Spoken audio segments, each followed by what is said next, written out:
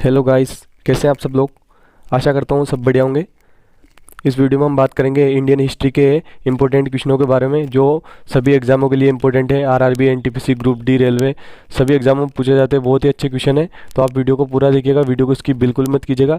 अगर आप हमारे चैनल स्टडी मटेरियल जी के चैनल पर पहली बार नए आए हो तो हमारे चैनल स्टडी मटेरियल जी के चैनल को सब्सक्राइब कर लीजिएगा। साथ ही बेल आइकन घंटी का निशान होगा, उसे भी ऑन कर लीजिएगा, जिससे मैं कोई नया वीडियो अपलोड करूँगा तो आपके पास सबसे पहले नोटिफिकेशन पहुँच जाएगा।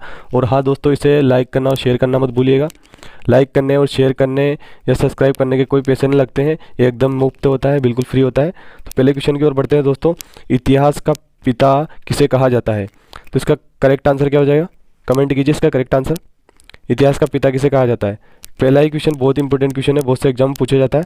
तो इसका करेक्ट आंसर हो जाएगा डी, हेरोडोटस। हेरोडोटस जो है इतिहास के पिता के रूप में जाने जाते हैं। अगले क्वेश्चन की ओर बढ़ते हैं। सेकंड क्वेश्चन है, सिंधु सभ्यता का काल माना गया है। सिंधु सभ्यता का काल माना गया है। ए 2500 ईसा पूर्व से 1750 ईसा पूर्व, बी 2200 ईसा पूर्व से 1700 ईसा पूर्व, या 2500 ईसा पूर्व से 1500 ईसा पूर्व, या फिर डी 2400 ईसा पूर्व से 1350 ईसा पूर्व। तो इसका करेक्ट आंसर क्या हो जाएगा दोस्तों? तो इसका करेक्ट आंसर हो जाएगा ए। इसका करेक्ट आंसर हो जाएगा 1750 से 2500 ईसा पूर्व तक जो है सिंधु सभ्यता का काल माना गया है। तीसरे क्वेश्चन की ओर बढ़ते हैं दोस्तों। समुद्री व्यापार के संदर्भ में कारताज व्यवस्था का उपयोग किसके द्वारा किया गया?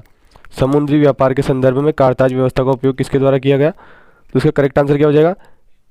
ए ऑप्शन है इसका डच, बी है फ्रांसीसी, या डी है अंग्रेज, या सी है अंग्रेज, या डी है पुर्तगाली। तो इसका करेक्ट आंसर क्या हो जाएगा? डी, पुर्तगाली जो है उन्होंने समुद्री व्यापार के संदर्भ में कारताज व्यवस्था का उपयोग किया था। अगले क्वेश्चन की ओर बढ़ते हैं। चौथा क्वेश्चन, राष्ट्रकूट वंश की स्थापना किसने की? बहुत इंपॉर्टेंट क्वेश्चन है। राष्ट्रकूट वंश की स्थापना किसने की? ए दंतीदुर्ग, बी है कृष्ण प्रथम, डी है इंद्र द्वितीय, या इनमें से कोई नहीं। तो इसका करेक्ट आंसर क्या हो जाएगा दोस्तों?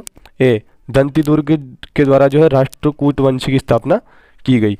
अगले क्वेश्चन की ओर बढ़ते हैं दोस्तों। पांचवें क्वेश्चन की ओर बढ़ते हैं। सेन वंश की स्थापना किसने की? सेन वंश की स्थापना किसने की?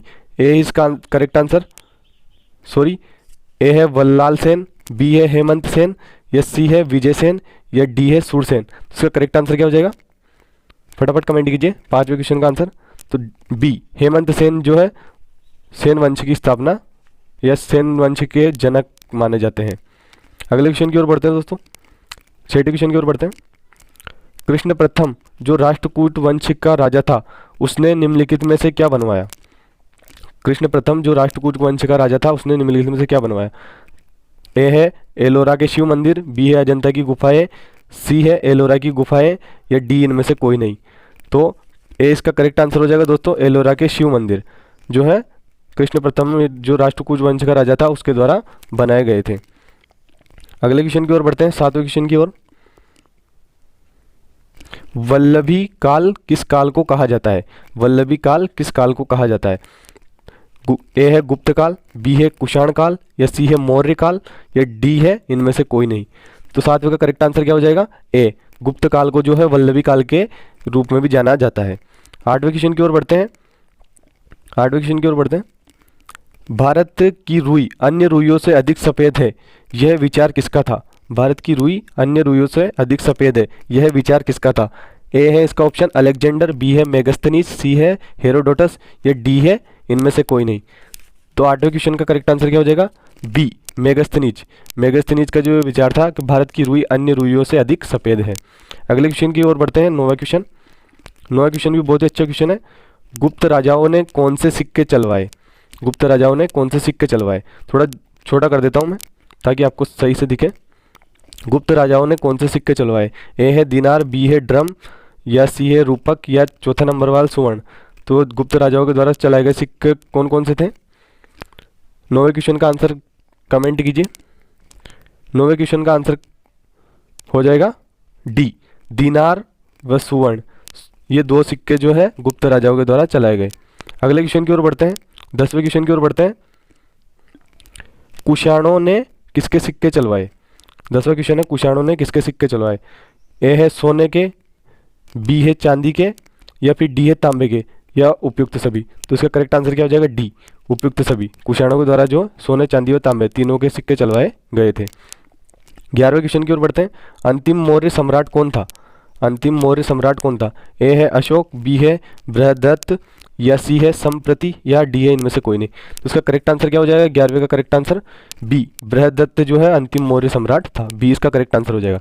अगले क्वेश्चन की ओर बढ़ते हैं। 12वां क्वेश्चन, सोमपुरी विश्वविद्यालय की स्थापना किसने की? सोमपुरी जो विश्वविद्यालय है इसकी स्थापना किसने की? ए है रामपाल, बी है गोपाल, सी है धर्मपाल, या डी है इनमें से कोई नहीं। तो 12वें का करेक्ट आंसर क्या हो जाएगा? सी, धर्मपाल के द्वारा जो है सोमपुरी विश्वविद्यालय की स्थापना की गई। 13वें क्वेश्चन की ओर बढ़ते हैं। रामपाल ने किस विश्वविद्यालय की स्थापना की? रामपाल ने किस विश्वविद्यालय की स्थापना की? ए है सोमपुरी, बी है वल्लभी, या सी है जगदल, या डी है इनमें से कोई नहीं। तो 13वें क्वेश्चन का करेक्ट आंसर बताइए, कमेंट कीजिए। तो 13वें का करेक्ट आंसर हो जाएगा सी, जगदल। जगदल जो है रामपाल ने इस विश्वविद्यालय की स्थापना की थी। 14वें क्वेश्चन की ओर बढ़ते हैं।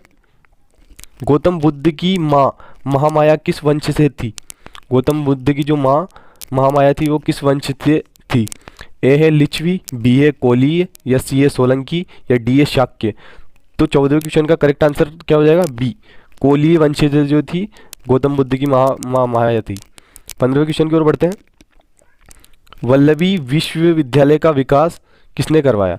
वल्लभी जो विश्वविद्यालय था उसका विकास किसने करवाया? ए है भट्टारक, बी है गोपाल, सी है कुमारगुप्त, या डी है धर्मपाल। तो 15वें क्वेश्चन का करेक्ट आंसर क्या हो जाएगा? ए, भट्टारक। भट्टारक के द्वारा जो है वल्लभी विश्वविद्यालय का विकास करवाया गया था। अगले क्वेश्चन की ओर बढ़ते हैं। 16वें क्वेश्चन की ओर बढ़ते हैं। विक्रमशिला विश्वविद्यालय का विकास किसने करवाया? बहुत ही अच्छा क्वेश्चन है, बहुत ही इंपॉर्टेंट क्वेश्चन है। विक्रमशिला विश्वविद्यालय का विकास किसने करवाया? ए है धर्मपाल, बी है महेंद्रपाल, या सी है गोपाल, या डी है कुमारपाल। तो 16वें क्वेश्चन का करेक्ट आंसर क्या हो जाएगा? ए, धर्मपाल। धर्मपाल के द्वारा जो है विक्रमशिला विश्वविद्यालय का विकास करवाया गया था। 17वें क्वेश्चन की ओर बढ़ते हैं। नालंदा विश्वविद्यालय का विकास किसके काल में हुआ? नालंदा जो विश्वविद्यालय था उसका विकास किसके काल में हुआ? ए है चंद्रगुप्त, बी है स्कंदगुप्त, या सी है कुमारगुप्त, या है डी है समुद्रगुप्त। तो नालंदा विश्वविद्यालय का विकास किसके काल में हुआ? तो 17वें क्वेश्चन का करेक्ट आंसर हो जाएगा सी, कुमारगुप्त के काल में जो है नालंदा विश्वविद्यालय का विकास हुआ। सी इसका करेक्ट आंसर हो जाएगा। 18वें क्वेश्चन की ओर बढ़ते हैं। बौद्ध धर्म का कौन सा अंग मूर्ति पूजा में विश्वास नहीं करता है? ए है हीनयान, बी है महायान, या सी है वज्रयान, या डी है इनमें से कोई नहीं। बौद्ध धर्म का कौन सा अंग है जो मूर्ति पूजा में विश्वास नहीं करता है? तो 18वें क्वेश्चन का करेक्ट आंसर हो जाएगा ए, हीनयान। हीनयान जो है बौद्ध धर्म की वो अंग है जो मूर्ति पूजा में विश्वास नहीं करता है। 19वें क्वेश्चन की ओर बढ़ते हैं।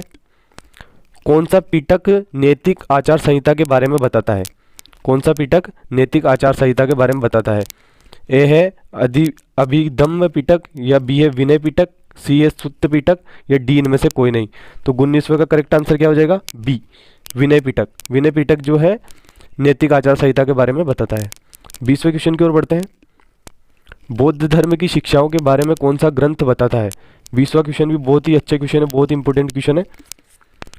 बौद्ध धर्म की जो शिक्षाएं हैं के बारे में कौन सा ग्रंथ बताता है? तो इसका 20वें क्वेश्चन का करेक्ट आंसर क्या हो जाएगा? सी, सुत्त पिटक जो है बौद्ध धर्म की शिक्षाओं के बारे में बताता है। अगले क्वेश्चन की ओर बढ़ते हैं। 21वें क्वेश्चन। बौद्ध धर्म में महायान पंथ का विकास किसके काल में हुआ? बौद्ध धर्म में महायान पंथ का विकास किसके काल में हुआ? ए है अशोक, बी है कालाशोक, सी है कनिष्क, या डी है अज्ञातशत्रु। तो 21वें का करेक्ट आंसर क्या हो जाएगा? सी, कनिष्क के काल में जो है बौद्ध धर्म में महायान पंथ का विकास हुआ था। 22वें क्वेश्चन की ओर बढ़ते हैं। बौद्ध धर्म का महायान और हीनयान में विभाजन किस संगति में हुआ? बौद्ध धर्म का जो महायान व हीनयान में विभाजन किस संगति में हुआ? ए है प्रथम, बी है द्वितीय, सी है तृतीय, या डी है चतुर्थ। तो 22वें का करेक्ट आंसर क्या हो जाएगा? डी, चतुर्थ जो संगति है जिसमें बौद्ध धर्म का महायान और हीनयान में विभाजन हुआ था। 23वें क्वेश्चन की ओर बढ़ते हैं दोस्तों। प्रथम बौद्ध संगति के अध्यक्ष थे? प्रथम बौद्ध संगति के अध्यक्ष थे। ए है महाकश्यप, या बी है वसुमित्र, डी है मोगली पुत्र तिस्स, या डी है अश्वघोष। तो इसका करेक्ट आंसर क्या हो जाएगा 23वें का? ए, महाकश्यप जो है इसका करेक्ट आंसर हो जाएगा। 14वें क्वेश्चन की ओर बढ़ते हैं। दूसरी बौद्ध संगति के अध्यक्ष थे, बहुत ही इंपॉर्टेंट क्वेश्चन है। दूसरी जो बौद्ध संगति थी उसके अध्यक्ष कौन थे? ए है महाकश्यप, बी है वसुमित्र, या सी है मोगली पुत्तिस, यह है डी है सब कमी। तो 24वें क्वेश्चन का करेक्ट आंसर क्या हो जाएगा? सब कमी। डी इसका करेक्ट आंसर हो जाएगा। दूसरी बौद्ध संगति के अध्यक्ष कौन थे? सब कमी।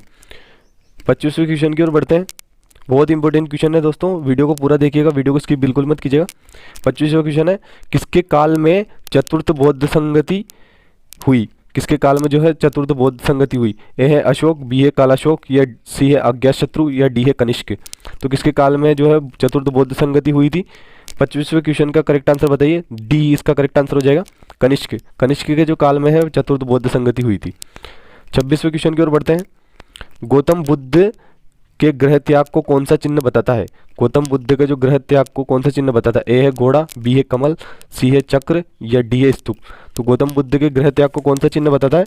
तो इसका करेक्ट 26वें का करेक्ट आंसर क्या हो जाएगा? ए घोड़ा। घोड़ा जो इसका करेक्ट आंसर हो जाएगा। गौतम बुद्ध के गृह त्याग को कौन सा चिन्ह बताता है? घोड़ा। 27वें क्वेश्चन की ओर बढ़ते हैं दोस्तों। 27वें क्वेश्चन की ओर बढ़ते हैं। गौतम बुद्ध के निर्वाण को कौन सा चिन्ह बताता है? ए है कमल, बी है चक्र, या सी है घोड़ा, या डी है बोधि वृक्ष। तो 27वें क्वेश्चन का करेक्ट आंसर बताइए फटाफट। डी इसका करेक्ट आंसर हो जाएगा बोधि वृक्ष। बोधि वृक्ष जो है गौतम बुद्ध के निर्वाण को चिन्ह को बताता है।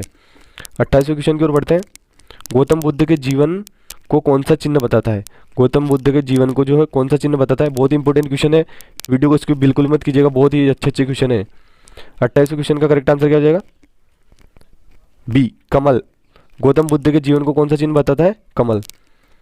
29वें क्वेश्चन की ओर बढ़ते हैं दोस्तों। गौतम बुद्ध का सारथी कौन था? गौतम बुद्ध का सारथी कौन था? ए है चन्ना, बी है कंथक, या सी है देवदत्त, या डी है इनमें से कोई नहीं। तो 29वें क्वेश्चन का करेक्ट आंसर क्या हो जाएगा? ए चन्ना। चन्ना जो था गौतम बुद्ध का सारथी था, इसका करेक्ट आंसर क्या हो जाएगा? चन्ना। 30वें क्वेश्चन की ओर बढ़ते हैं दोस्तों। कंथक का गौतम बुद्ध के जीवन में क्या संबंध था? कंथक का गौतम बुद्ध के जीवन में क्या संबंध था? ए है सारथी, बी है घोड़ा, या सी है नौकर, या डी है पत्नी। तो 30वें क्वेश्चन का करेक्ट आंसर क्या हो जाएगा? बी घोड़ा। कंथक का गौतम बुद्ध के जीवन में क्या संबंध था? घोड़ा। 20 का करेक्ट आंसर हो जाएगा। अगर आप हमारे चैनल पर पहली बार नए आए हो तो हमारे चैनल को सब्सक्राइब कर लीजिएगा, साथ ही बेल आइकन घंटी का निशान होगा उसे भी ऑन कर लीजिएगा, जिससे मैं कोई भी नया वीडियो अपलोड करूंगा तो आपके पास सबसे पहले नोटिफिकेशन पहुंच जाएगा। और हाँ दोस्तों, इस वीडियो को लाइक करना और शेयर करना मत भूलिएगा।